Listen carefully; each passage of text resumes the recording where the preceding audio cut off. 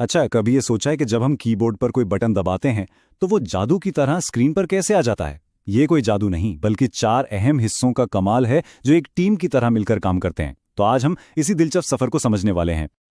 लगता तो बड़ा सीधा सा है ना? लेकिन इस एक क्लिक के पीछे मालूमात का एक पूरा सफर छुपा हुआ है। यह सफर असल में 4 मरहलों पर मुश्तमिल है, जो कंप्यूटर को बताते हैं कि क्या करना है, उसे कैसे करना है, और फिर नतीजा हमें दिखाते हैं। इसे यूं समझें जैसे कोई फैक्ट्री हो। पहले मरहले में हम उसे खाम माल यानी हिदायत देते हैं, जिसे कहते हैं इनपुट। दूसरे में वो उस पर काम करता है, यानी प्रोसेसिंग। तीसरे में वो अहम मालूमात को याद रखता है, यानी स्टोरेज।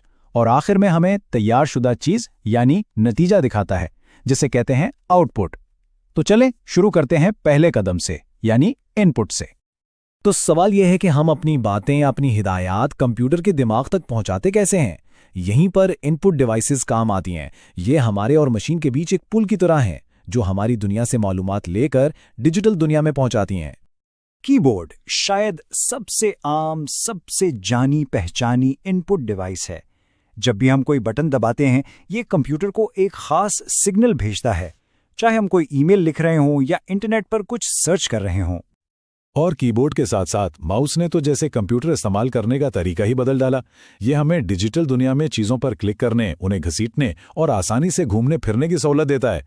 इससे नेविगेशन बहुत आसान हो जाती है। माइक्रोफोन को आप समझ लें कंप्यूटर के कान। ये हमारी आवाज़ की लहरों को पकड़ता है और इन्हें एक ऐसी डिजिटल जुबान में बदल देता है जिसे कंप्यूटर समझ सकता है। इसी टेक्नोलॉजी की वजह से हम वॉइस कमांड्स दे पाते हैं या ऑनलाइन कॉल्स पर बात कर सकते हैं।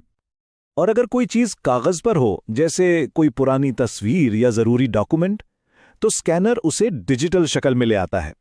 ये कागज की दुनिया और कंप्यूटर की स्क्रीन के दरमियान एक पुल बनाता है, ताकि अहम चीजें डिजिटली महफूज रहें।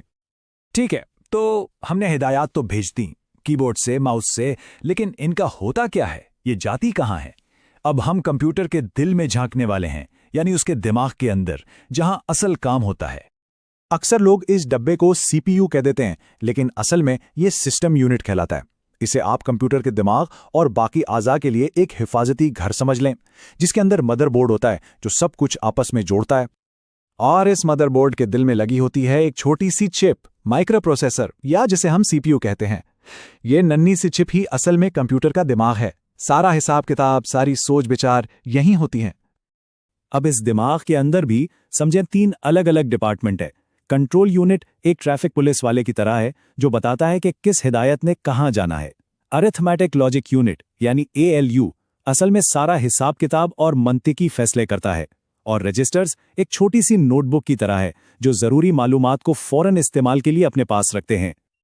वैसे एक मजे की बात, अरिथमेटिक लॉजिक यूनिट नाम थोड़ा मुश्किल है ना, तो इसे याद रखने का एक आसान सा तरीका है, आलू यानी ALU। ये एक छोटी सी टिप है जो इस अहम हिस्से को याद रखने में काफी काम आती है। अच्छा, सीपीयू ने अपना काम तो कर दिया, लेकिन इस मालूमात का क्या बनेगा? इसे कहीं रखना भी तो है ना। यहीं पर कंप्यूटर की याददाश्त यानी स्टोरेज काम आती है। ये बिल्कुल हमारे अपने दिमाग की तरह है, जो चीजों को बाद में इस्तेमाल के लिए संभाल कर रखता है।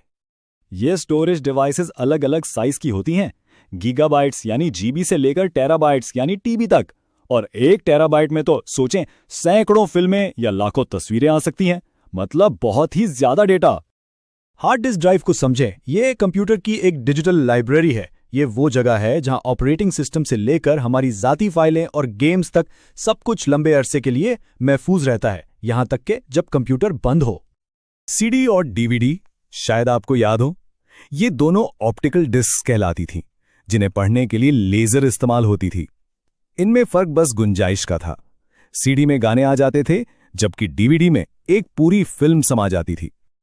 और आजकल तो हम सब इन छोटी छोटी लेकिन बहुत ताकतवर डिवाइसेस से वाकिफ हैं। मेमोरी कार्ड्स, USB ड्राइव्स, इनकी वजह से डेटा को जेब में लेकर फिरना कितना आसान हो गया है ना। तो मालूमात कंप्यूटर में गई, उस पर काम हुआ, उसे महफूज भी कर लिया गया। लेकिन इस सब का फायदा क्या अगर हम उसे देख या सुन ही ना सकें?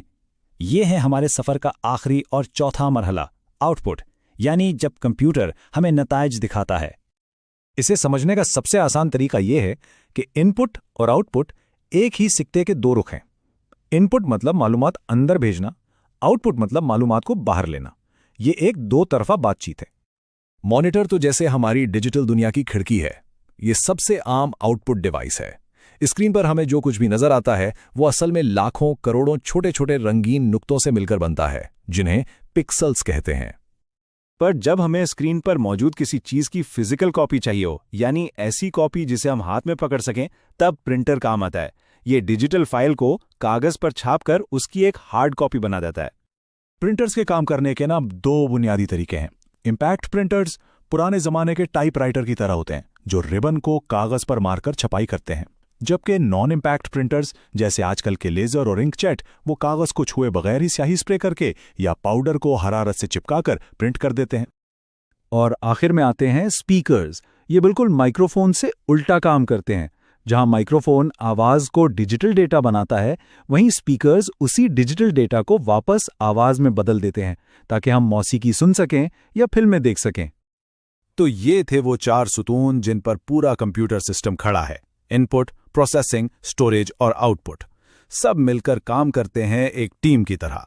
लेकिन जरा सोचिए, अगर इनमें से किसी एक को सबसे अहम कहना हो तो वो कौन सा हिस्सा होगा जिसके बगैर कंप्यूटर का वजूद ही मुमकिन नहीं? इस सवाल पर जरूर गौर कीजिएगा।